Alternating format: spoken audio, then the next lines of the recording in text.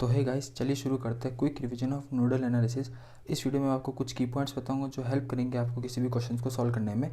ये एक revision video है तो बस की पॉइंट्स के बारे में बात होगी और कुछ नहीं। तो चलिए शुरू करते हैं। पहला पॉइंट है sum of all current at a node is always zero. हमेशा जीरो मानना है। करंट अगर टूवर्ड्स द नोड है तो हमेशा नेगेटिव मानेंगे, और अगर अवे फ्रॉम द नोड है तो पॉजिटिव मानेंगे। अगर आपको नहीं पता कि किसी भी ब्रांच में करंट की डायरेक्शन क्या होगी, या फिर उस नोड के टूवर्ड्स होगी, अवे फ्रॉम द नोड होगी, आपको नहीं पता, तो आपको हमेशा अवे फ्रॉम द नोड ही मानना है, अवे फ्रॉम द नोड ही मानना है। और हमेशा करंट की जब इक्वेशन को लिखेंगे आप, तो हमेशा समेशन आई जो करंट की इक्वेशन होती है वो हमेशा इक्वल टू जीरो के फॉर्मेट में लिखेंगे। और एक और पॉइंट है जो मैं आपको क्वेश्चन सॉल्व करते वक्त बताऊंगा। तो जैसा कि आपको क्वेश्चन में दे रखा है, हमें फाइंड करना है इसमें Vx की वैल्यू को। Vx की वैल्यू यहाँ पर यानी एक नोड है, तो हम यहाँ पर नोडल एनालिसिस लगा सकते हैं। नोडल एनालिसिस में होता क्या है, आप करंट की इक्वेशंस को लिखते हो with the help of nodes. तो देखिए, जैसा कि मैंने पॉइंट बताया था, अगर करंट टूवर्ड्स द नोड है तो नेगेटिव मानिए, अवे फ्रॉम द नोड है तो पॉजिटिव मानिए। ये देख, Ix की वैल्यू टूवर्ड्स द नोड है, नेगेटिव मानेंगे। ये एक डिपेंडेंट करंट सोर्स है जिसकी वैल्यू 5Ix है, वो भी टूवर्ड्स द नोड है। अब बच्चे जो गलती करते हैं ना, मैं आपको बताऊंगा। बच्चे ज़्यादातर क्या गलती करते हैं कि वो करते हैं कि this current plus this current equals to कर देते दिस करंट। अभी तो सिंपल है, बट अगर सर्किट कॉम्प्लेक्स आ गया जहाँ पर आपको पता नहीं चलेगा कि करंट की डायरेक्शन क्या होगी, तो उस केस में आप फंस सकते हैं। तो इसीलिए हमेशा करंट की इक्वेशन को ऑलवेज इक्वल टू जीरो मानना है। चलिए नोडल एनालिसिस अप्लाई करते हैं। तो मान लीजिए Ix की वैल्यू है टूवर्ड्स द नोड है नेगेटिव, प्लस ये जो डिपेंडेंट सोर्स है उसकी वजह से 5 है X की करंट है जो टूवर्ड्स द नोड है,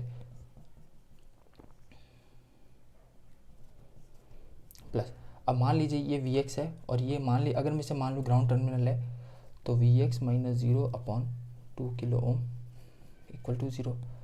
यहाँ से जब फाइंड करेंगे तो आपको मिलेगा इक्वेशन 1। अब देखिए मैंने ऐसा क्यों किया, एक और पॉइंट जो मैंने आपको बताया था, जो मैं आपको अभी बताने वाला हूँ, वो ये है कि जब भी आप नोडल एनालिसिस लगाएंगे तो जिस नोड के अराउंड आप निकाल रहे हैं ना, उस नोड के वोल्टेज को हमेशा सुप्रीम मानेंगे दूसरे नोड्स के कंपेयर में। लाइक अगर मैं इधर बात करूँगा तो ये नोड वोल्टेज, जब मैं नोडल एनालिसिस अप्लाई करूँगा तो ये वोल्टेज हमेशा इस वोल्टेज से ज़्यादा होगा, इस वोल्टेज से भी ज़्यादा होगा, इस वोल्टेज से भी ज़्यादा होगा। एक्चुअल आंसर भले ही से कम हो ज़्यादा हो फ़र्क नहीं पड़ता, इक्वल भी आ जाए तब भी फ़र्क नहीं पड़ता। लेकिन जब आप नोडल एनालिसिस लगेंगे तो आपको ये देखना पड़ेगा कि ऑलवेज वो वैल्यू हमेशा ज़्यादा होगी।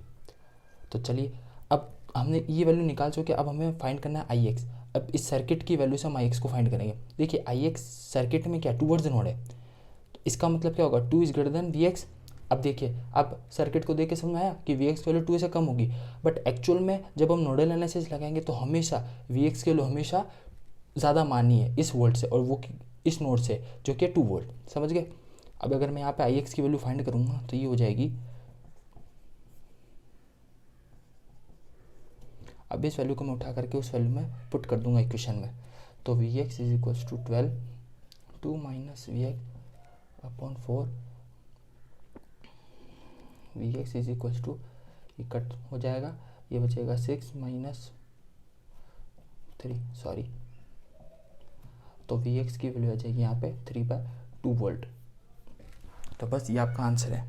जैसा कि मैंने आपको बताया, करंट की डायरेक्शन हमेशा इक्वल्स टू जीरो, जिस नोड के अराउंड निकाल रहे हैं हमेशा उसे सुप्रीम मानेंगे और आपका आंसर आ जाएगा। Thank you guys.